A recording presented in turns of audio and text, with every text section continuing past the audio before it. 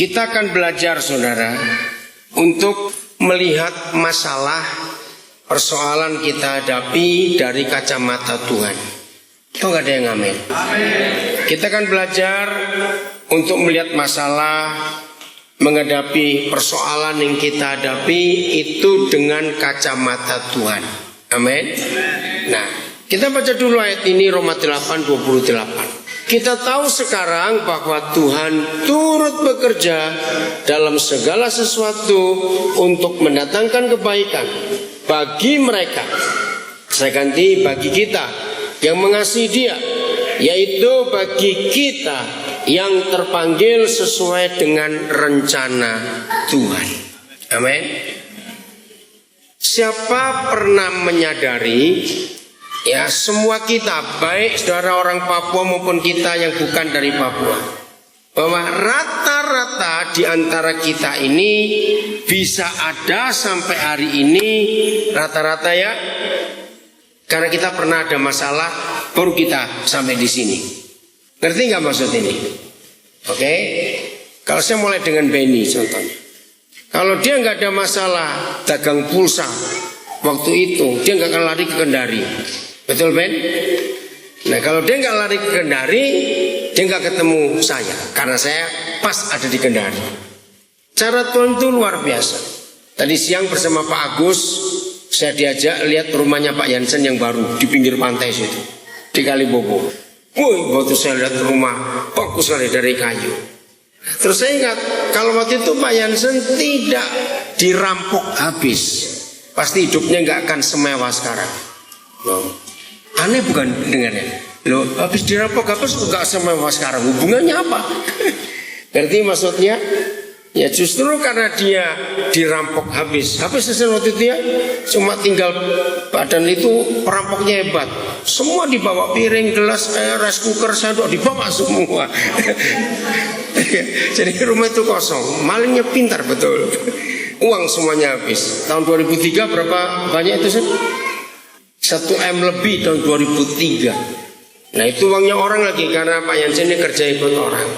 Nah dalam keadaan dia begitu, bahkan sempat ingin mati aja ya waktu itu, sudah tahu bagaimana. Nah Pak Yansen punya teman di Samarinda. Nah teman itu saudara kita. Nah terus waktu dia cerita, terus teman itu bilang, ngapain mesti mati bunuh diri, cari tim pesat yang di sini. Nah waktu itu Yansen sudah berapa lama ada di Nabire? Baru 2 bulan, bayangin, 2 bulan kerampokan lagi. Nah, betul-betul nggak kenal siapa-siapa. Nah itulah jalan Tuhan. Maaf Chandra, kalau Bapak cerita jangan marah. Ya, nah Chandra sekeluarga bisa ke sini gara-gara punya masalah juga. Oke? Nah, Rendra ke sini karena masalah atau karena pacar? Ayo jawab, Ren. Karena apa kamu ke sini? Oh, masalah dengan pacar. Oke, digabung. Oke ya. Sabto kesini masih umur berapa? 18 tahun, 17 tahun waktu itu. Masih imut-imut waktu itu. Oh, video lagi nih. Oh, ini masalahnya banyak betul video ini. Wah, kalau video masalahnya, waduh banyak betul sudah di sini. Maka itu Tuhan baik, Tuhan kasih dia istri Imelda yang luar biasa. Karena dia bersyafaat. Oke. Oke ya. Nah, saudara, kalau kita bisa mentertawakan masalah seperti ini, loh kok nggak ada yang ngamen? Loh, ini kita ini sedang mentertawakan apa sebetulnya? Masalah. Loh ya toh, kita ini sedang mentertawakan masalah yang kita hadapi semua. Ayo, siapa lagi ini? Ya toh, ingat dari Priska ada di sini nggak hari ini? Wiwit nggak ada. Mana? Oh, ya angkat tangan. Ya, Priska bisa di sini. Lalu pemimpin ujian yang serak-serak bahasa tadi di sini. Kan itu karena masalah juga. Betul tidak? Kakak mereka Ibu Yuli dipanggil Tuhan. Nah, kalau kita lihat semuanya itu, ternyata masalah itu baik. Ya kok nggak ada yang ngambil lagi? Betul, masalah itu baik. Ya, Pak Henry bisa pindah ke Karmel sampai hari ini karena punya masalah. Habis-habisan waktu itu. Kenapa suara saya berubah? Diapain, Bud? Ya. Oke, jadi semuanya masalah itu baik kalau kita setuju. Maka itu saya ulangi lagi, Roma 8:28. Kita tahu sekarang bahwa Tuhan turut bekerja dalam segala sesuatu untuk mendatangkan kebaikan bagi kita yang mengasihi Dia, yaitu bagi kita yang terpanggil sesuai dengan rencana Tuhan. Amin. Nah, ada 3 kata kunci di ayat ini supaya kita tidak sekedar menggunakan firman Tuhan ini. Oh, aku tahu sekarang, Pak, dalam hal apapun juga Tuhan pasti baik untuk aku. Tunggu dulu. Ada 3 kata kunci. Kata yang paling penting adalah yang mana? Ayo, jangan diurut, awas. Beri saya satu kata yang paling penting. Kuncinya di kata yang ini. Terpanggil. Siapa ngomong terpanggil tadi? Siapa yang ngomong terpanggil? Oh, Ibu Deni. Oke, luar biasa. Kata kuncinya terpanggil. Nah, saudara kita ini terpanggil atau memanggil diri sendiri? Beda loh ya, betul nggak? Kalau kita terpanggil luar biasa. Nah, saya percaya semua kita ada di sini karena Tuhan yang panggil kita ada di sini. Betul? Karena mungkin hampir tidak ada di antara kita datang ke Nabire itu karena sudah punya mimpi dari dulu. Aku pengen ke Nabire. Ada nggak kira-kira? Ada siapa? Henry. Mimpi dari mana? Loh, sini coba, sini. Ayo kita tanya. Ini Pak guru kecil ini pernah dapat mimpi Nabire dari mana? Coba cerita. Sebenarnya bukan Nabire. Mana? Jadi ini tahun 98. Sana. 98 saya ditangkap sama seorang gembala sidang di Kampung Sewu di Solo sana. Terus disuruh tinggal di gereja. Jadi saya... Kenapa? Karena dulu nakal, saya ditangkap tinggal di gereja, bukan? Saya tinggal di sejalan loh. Ya dulu waktu masih di stasiun terminal ya, begitulah. Terus habis itu disuruh, sudah kamu tinggal di gereja saja. Jadi saya waktu itu jadi tidur di gereja, jadi pekerja di gereja di situ. Disuruh belajar. Pokoknya tugasmu di sini cuma nyapu sama baca. Jadi disuruh baca buku teologi itu ada satu lemari besar itu. Saya disuruh urut ya dari sini ke sini ke sini. Jadi sebelum sekolah itu saya sudah tahu materi-materi yang itu. Wah, padahal lepas semua.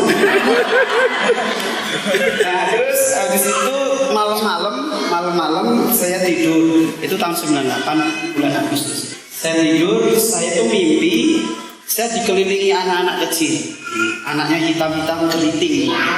Jadi waktu itu mereka main sama saya, tidak ada panggilan ayo ke sini, enggak sih. Cuman pokoknya main sama saya dan waktu mimpi itu ya senang saja main sama mereka. Nah begitu saya bangun, saya bingung kok anaknya keriting semua gitu, hitam-hitam kecil-kecil, telanjang semua. Nah terus saya mulai pikir itu kira-kira anak gimana gitu. Taunya sih Papua. Tapi saya nggak ngerti Nabire, saya nggak kenal Nabire sama sekali. Nah dari situ saya punya keyakinan bahwa suatu saat nanti saya pasti sampai ke Papua. Suatu saat nanti pasti sampai ke sana. Itu 98. Nah terus tahun 2000 gembala sidang itu dipanggil Tuhan. Terus saya nggak ada yang bimbing lagi. Jadi saya tawarkan diri untuk sekolah. Sekolah di Tawangmangu. Setelah sekolah di Tawangmangu, mulai kenal yang namanya Daniel Alexander. Karena nama Daniel Alexander terkenal sekali di Tawangmangu.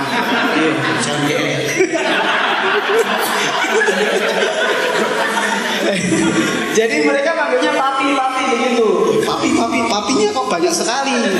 Semua panggil papi begitu. Terus ya sudahlah, saya cuma dengar kalau mau pelayanan di Papua lewat kode mereka bilang papi Daniel. Saya tidak bayangin orangnya yang mana juga saya tidak tahu.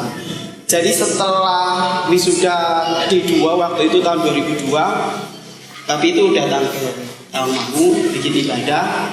Terus akhir ibadah itu kasih tantangan gitu, siapa yang mau ke Papua? Wah ini pasti nih, berarti ini sudah jalannya. Nah waktu itu yang mau ke Papua semua angkat tangan. Jadi saya juga angkat tangan. Kebetulan saya juga bawa tangan waktu itu. Akhirnya dikumpulkan di sebuah ruangan. Itu kira-kira waktu itu ada 8 atau 9 orang. Dari 8 atau 9 orang itu akhirnya yang berangkat bareng-bareng saya itu ada 4 orang. Ada 4 orang. Sama siapa? Waktu itu saya, Chris, Esther, sama Ishak. Ishak namanya. Ishak ya. Ishak. Yang di Manokwari. Ishak. Enggak, ada satu lagi yang di sini yang orang Ambon. Yang orang Ambon.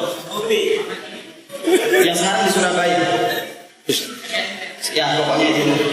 Jadi waktu itu akhirnya dibagi dia di mana ditinggal, saya langsung ke asrama ini. Jadi ya itulah. Sekarang tinggal saya sendiri. Oke, jadi hemus itu keriting ya.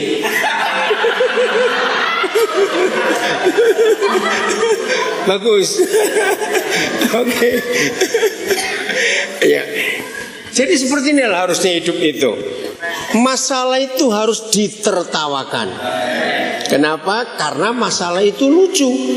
Lo kok nggak percaya? Lo betul nggak? Masalah itu lucu, maka itu harus kita tertawakan. Betul? Nah, saya pernah tanya begitu kepada saudara, bahwa kalau masalah itu harus diselesaikan atau tidak? Ayo, kita pernah diskusi berapa orang? Ayo jawab. Suara apa ini? Ayo jawab. Masalah itu harus diselesaikan atau tidak? Ayo jawab. Cuma iya dan tidak saja, yang mana? Saya ulangi. Kalau begitu masalah itu harus diselesaikan atau tidak? Iya, tidak, iya yang mana? Nah, ya, oke. Yang jawab iya salah. Yang jawab tidak itu betul. Loh, kenapa? Kalau saudara beranggapan masalah itu harus diselesaikan, berarti hidup ini tidak akan pernah punya masalah lagi. Padahal satu masalah selesai, akan muncul lagi nggak masalah lain. Nah, maka itu nggak usah diselesaikan, datang terus kok. Oh nggak, amin. Ya tuh nggak usah diselesaikan. Bahkan berapa kali dalam hidup kita yang satu belum selesai datang lagi, 2 datang belum selesai, yang ketiga muncul, 3 belum selesai, 4 datang. Lu ya atau tidak? Lu cepet jawablah, susah bener. Ya sudah. Nah itu kan namanya lucu. Nggak mau tertawa lagi. Jadi masalah itu nggak usah diselesaikan, hadapi saja. Hadapi saja, nggak usah diselesaikan. Biarin, itu kan selesai sendiri. Tadi siang saya diajak Pak Agus ke Polres untuk jenguk seorang. Saya kaget juga. Karena saya kenal orang ini, ya punya masalah. Ya dia ngaku salah sih. Ya udah, bilang gitu. Ya saya cuma nasihati dia, hidup harus berhati-hati begini begitu. Tapi dia bisa tegar, hebat sekali. Nah kata-kata positif yang dia ngomong, ya walaupun begini, saya tetap melihat ada mujizat. Tuh, bagaimana mujizatnya? Ternyata orang yang dia rugikan itu tidak mau memperpanjang masalah ini. Ya bagus kalau gitu, tapi jangan anggap terus ini selesai begitu saja. Pertobatanmu itu yang menentukan. Nah ini bedanya. Kalau memang ada karena kesalahan kita sehingga masalah itu datang, ya kita harus bertobat. Tapi kalau masalah itu Tuhan izinkan seperti Roma 8:28 ini karena kita terpanggil, maka semua masalah yang ada dalam hidup kita pasti Tuhan akan jadikan hal yang baik. Sekalipun saat masalah itu terjadi kita belum tahu. Oke, kata yang kedua setelah terpanggil kita menemukan kata rencana. Betul, siapa ngomong rencana tadi? Oh Benny, ada rencana Tuhan. Nah ini yang paling indah dalam kehidupan kita. Nah, kalau saudara pernah dengar istilah bahasa Indonesia, kalau nasi sudah jadi bubur, itu artinya apa? Ya sudah, nggak bisa diapa-apain, harusnya begitu. Bukan dimakan, dimakan.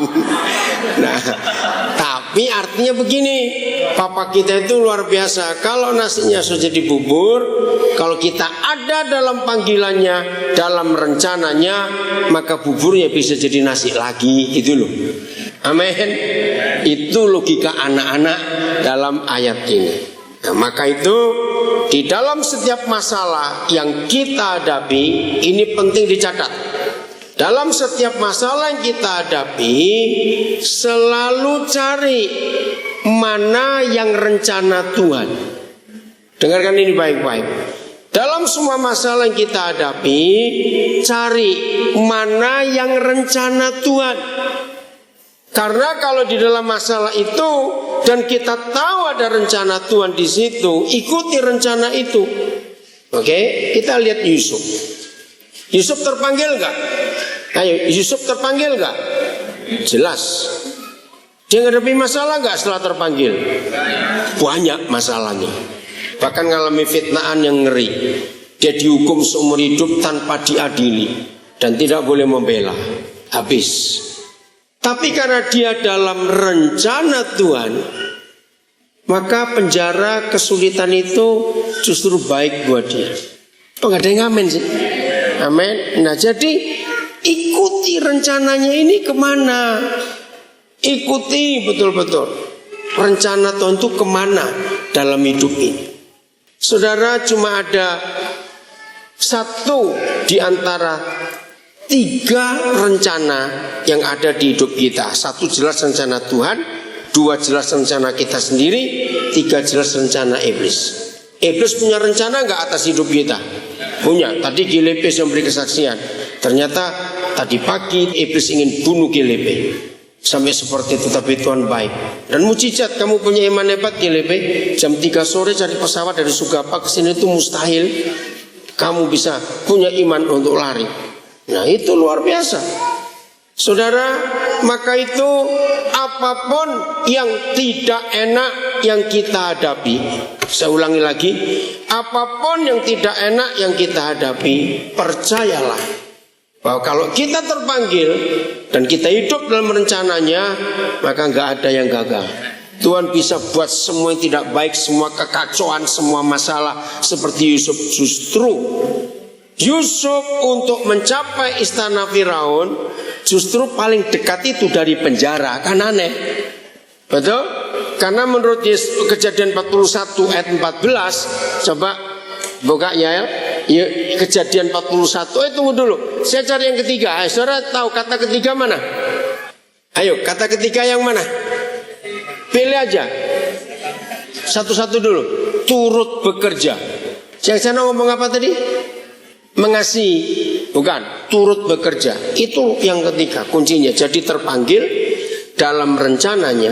Maka kalau saudara dan saya sudah terpanggil dan berjalan di dalam rencananya, pasti Tuhan turut bekerja. Pasti, tidak mungkin tidak. Ya, Jimmy, kamu baru datang, jadi masih haho di sini, nggak apa-apa. Ikuti saja dulu. Ya, jangan mikir macam-macam dulu. Ikuti saja apa yang Tuhan mau dalam hidup. Apa itu? Henry kenapa?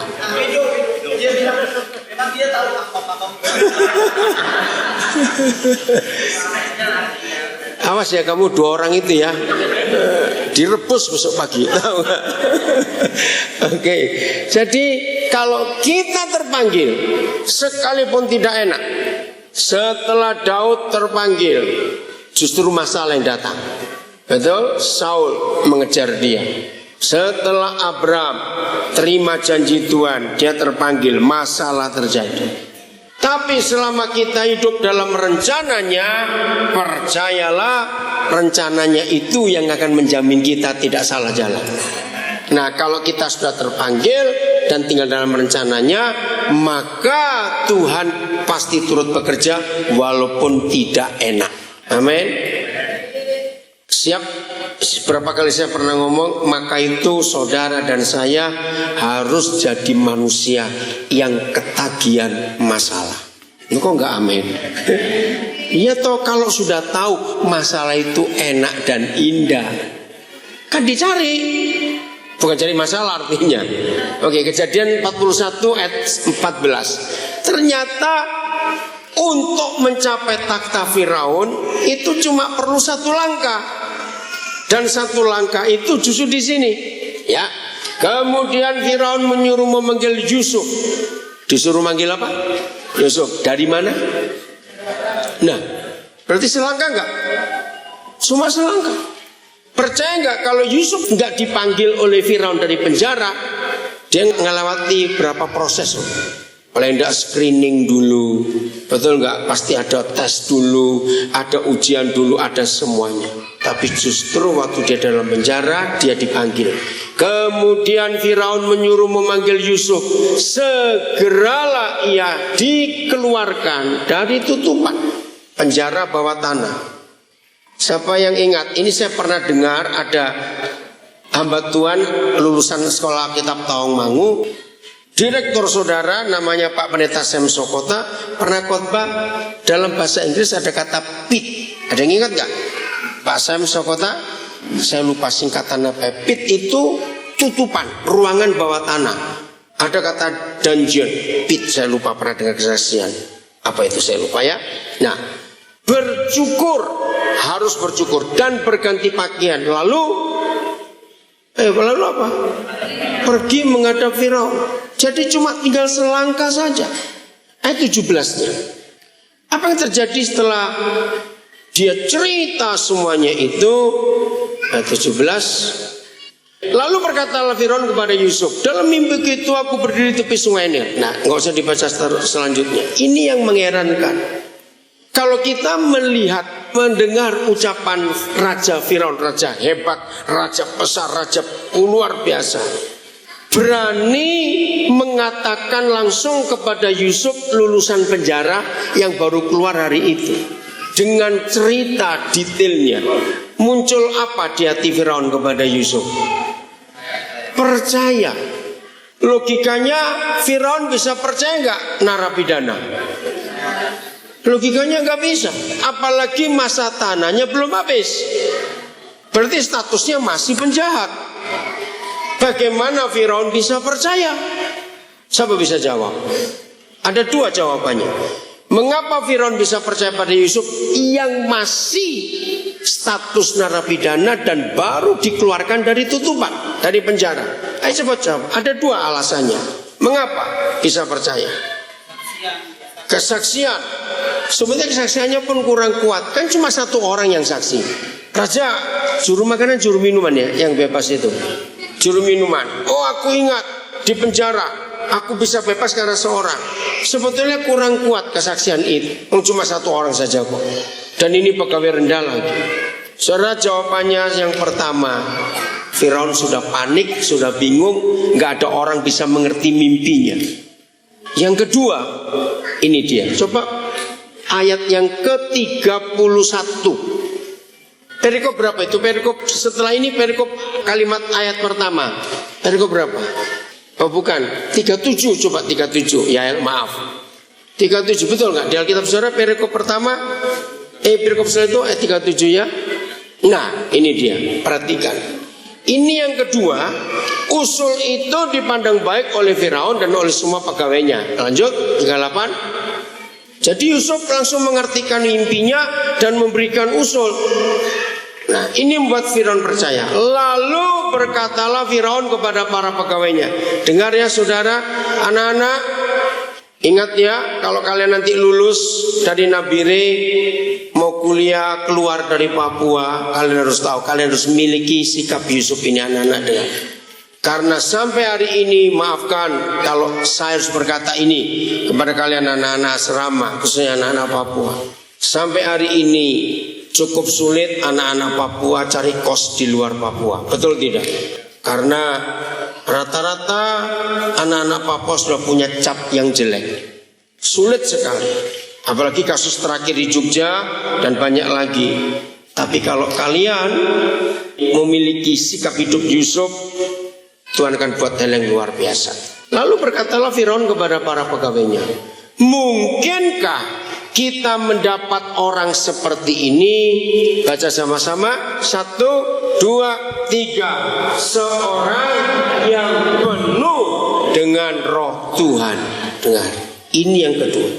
Jadi yang pertama, Firaun memang sudah panik.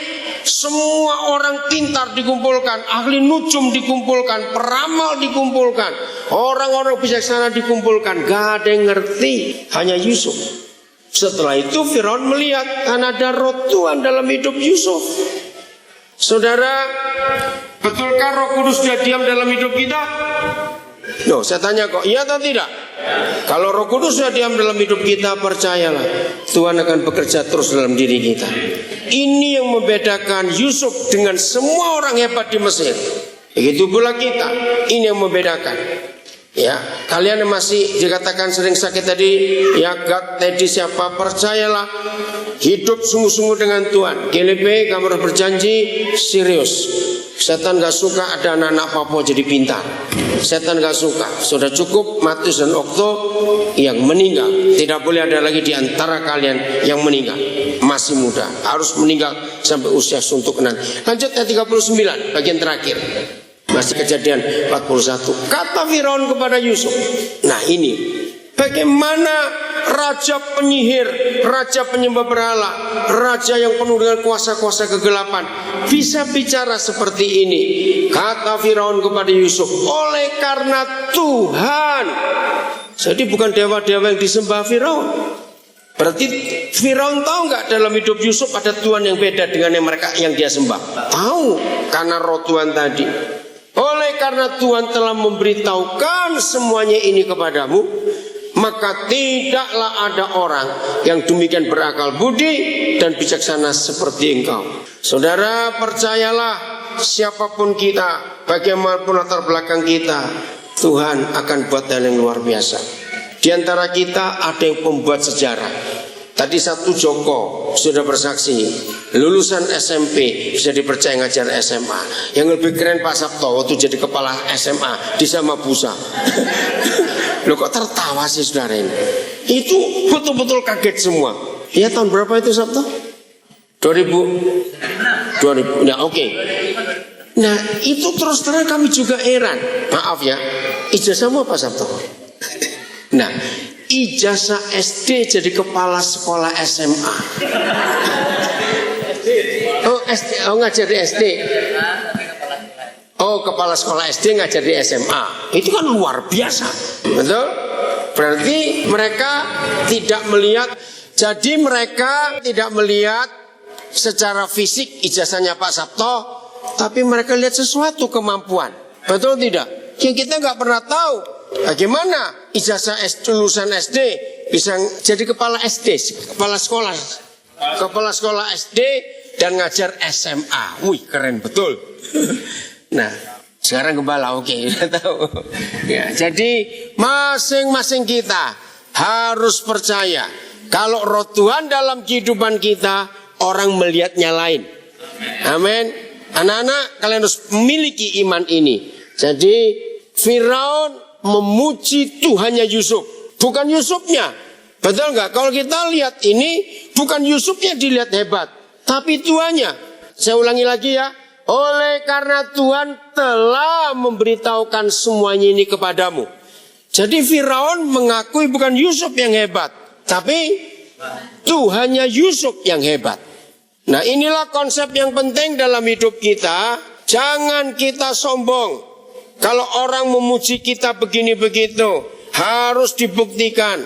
Karena kita hebat, pinter ngomong, karena kita dilihat pinter ini, enggak. Harusnya Tuhan yang di dalam kita, itu yang dilihat oleh orang lain.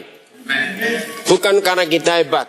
Ya, tidaklah ada orang demikian berakal budi dan bijaksana seperti engkau. 41 yang terakhir nanti ya. 40, Kejadian 41. Engkaulah menjadi kuasa atas istanaku dan kepada perintahmu seluruh rakyatku akan taat. Jadi hebat gak kekuasaan Yusuf? Seluruh rakyat Mesir jadi taat kepada Yusuf, bukan cuma kepada Firaun. Hanya takhta inilah kelebihanku daripadamu. Kalau cuma kursi satu aja Yusuf bisa buat banyak itu. Betul? Berarti gak ada bedanya. 41 ya. Yang terakhir, selanjutnya Firaun berkata kepada Yusuf, dengan ini aku melantik engkau menjadi kuasa atas seluruh tanah Mesir. Loh kok gak ada yang amin? Pertanyaannya, sejam yang lalu dia di mana? Masih di penjara. Di tutupan itu sejam yang lalu. nasib langsung berubah karena roh Tuhan dalam hidupnya. Amin. Tapi ingat, masalah harus dihadapi dulu. Maka kalau kita perhatikan Yusuf, dia itu profesor ekonomi. Dia ahli strategi dalam politik negara. Betul nggak? Negara besar diatur semuanya. Nah, maka kalau saudara ingin tahu di mana kuliahnya Yusuf sampai bisa jadi strategi negara, ahli dalam bidang ekonomi, menyelamatkan bangsa dan dunia waktu itu. Karena yang diselamatkan tidak cuma Mesir, tapi seluruh dunia. Maka jawabannya Yusuf kuliah di Universitas Penderitaan, Fakultas Penjara. Dan yang paling penting, kuliahnya gratis. Amin. Kuliahnya gratis. Mau? Belum. Gratis. Maka akan jadi orang hebat. Tuhan memberkati kita semuanya. Jadi siap sayang pada masalah? Sungguh? Ketagihan masalah siap? Asal hidup dalam panggilannya, dalam rencananya, maka Tuhan turut bekerja dalam hidup kita semuanya. Puji Tuhan.